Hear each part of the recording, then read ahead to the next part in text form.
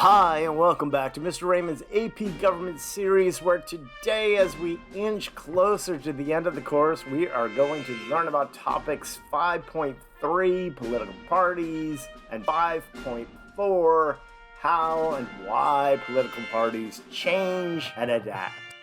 In George Washington's farewell address, he warned about the dangers of parties. Washington noticed that the competing policies of what would develop into our two-party system that were occurring right in his own administration, warned in his farewell address that over time, parties would become quote-unquote potent engines for cunning, ambitious, and undisciplined men who would be able to subvert the power of the people for themselves.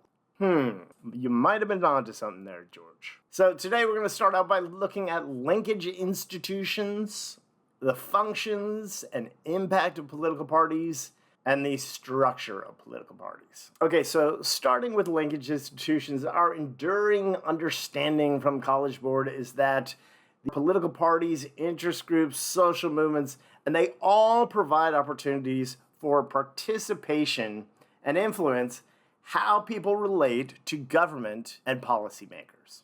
So what are linkage institutions? Linkage institutions are simply outlets that connect the people and the government or the political process, a way for the people to get involved. The four linkage institutions that you will need to know for your test are political parties, elections, interest groups, and the media. Now, as we said, linkage institutions connect and inform people about governmental policies, the issues we are facing, whether at the local level or the national level, and the different ideas to address those issues, which will shape public opinion. Linkage institutions also help governmental representatives gauge public support for policy initiatives. They allow those officials to hear from the people and hear what the people's desires are. So obviously today we're going to focus on how political parties act as linkage institutions, as we have upcoming lessons on the media, interest groups, and elections. So one of the goals of political parties is to unite their base. Now, there are varying degrees of loyalty among the electorate towards their party. Some show their dedication by volunteering on campaigns, attending rallies, or making campaign donations. Some are simply registered party members, which is obviously totally voluntary. You don't have to register for a party, but we'll talk about why you might want to later on. Regardless, the party gives its members a sense of unity towards common goals, and it makes them more invested in our elections. Now, feel free to hit pause and copy down our benchmark, but we're going to go over these one at a time. But notice this next part is about the functions and the impacts of political parties. By now, you're probably pretty familiar with the two major political parties in the United States, the Democrats and the Republicans. And what parties are basically groups of people who share common political ideals and opinions. Okay, so where do parties have the most influence? Remember, you want to break it down into the party electorate, which is the citizens that are members that are, or identify with the party. And then there's the party in the government. Those are those elected officials and members of the party. Parties operate at all three levels of government: national, state, and local. And while various party organizations work together, they're largely semi-autonomous or independent, as the U.S. has such a diverse interest even within the same party. Now, regardless of what level the party is functioning, they have one thing in common: to get their candidates elected. They want their party to control policy making, whether on the federal level by getting their presidential candidate elected, or in our highly partisan era with gerrymandered districts. The parties want to gain control of state legislatures who draw up U.S. congressional districts. So again, their function is to win. So from our benchmark, here's what College Board wants you to think of as the functions of a political party. Again, we're going to go over these individually, but they are to mobilize and educate voters, write party platforms, recruit and nominate candidates, help manage their campaigns, and gain control of the legislative process. So we'll start with mobilization and education of the voters. And here you want to memorize the phrase, "Get out the vote" campaign. This might include rallies, advertising, canvassing neighborhoods. Mobilizing their base is all about making sure their members and independents show up at the polls on election day. They want to create a buzz and an excitement about their candidates and their policy. Now, College Board uses the phrase educate, but a lot of what parties attempt to do is persuade the public of the issues they plan to address and why those policies they would like to see implemented are so important.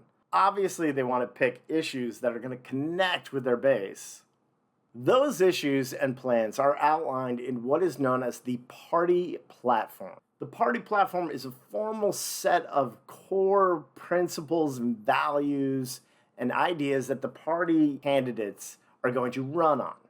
The party platforms are pretty long and detailed documents that most of us never read, as we're usually pretty familiar with where the parties stand on particular issues. But the party platform helps the party come up with a consensus on the direction of the party. The platform is released every 4 years at the Presidential Nominating Convention, and they do outline the differences between the parties, giving voters a choice. Okay, so next up is candidate recruitment and nomination.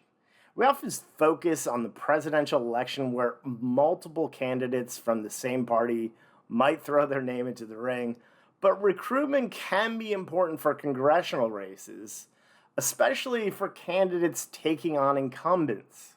An example might be the party finding a popular state legislator to run for the U.S. Congress. Now, we're going to talk a lot about the election for Congress and presidency in later lessons, but the nomination function is important for the parties, and the parties to do that hold what are called primary elections to determine who will run in the general election. Parties also help candidates develop media strategies, whether by hiring consultants, running advertising campaigns, or helping with a candidate's social media. And of course, with the exploding costs of political campaigns, the party's fundraising abilities have played an increasingly important role as billions of dollars are being spent on campaigns. Now, we've looked at our must-know case, Citizens United versus the FEC before, and we will touch on this again with campaign finance reform, but for now we want to consider the development of super PACs and how they have diminished the party's role a little bit in campaign fundraising. Some of the super PACs that developed after this ruling are playing a much bigger role in supporting candidates who will best serve their interests. And sometimes those super PACs might not agree with the party. Finally, the parties have developed massive databases on voter registration and have the infrastructure to help candidates and the party focus their efforts to target certain demographics and regions. So, after the parties have gotten their representatives elected, we want to think about how party loyalty impacts policy making.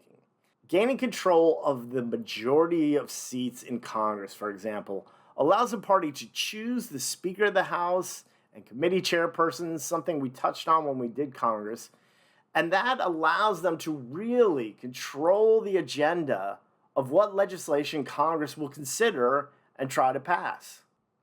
In fact, Congress has their own committees and leaders who organize policy initiatives to get the laws that the party base would most likely want to see implemented.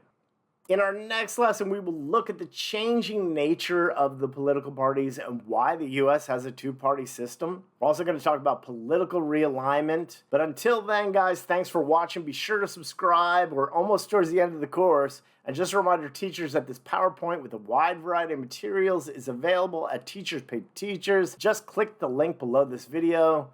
And once again, guys, thanks for watching.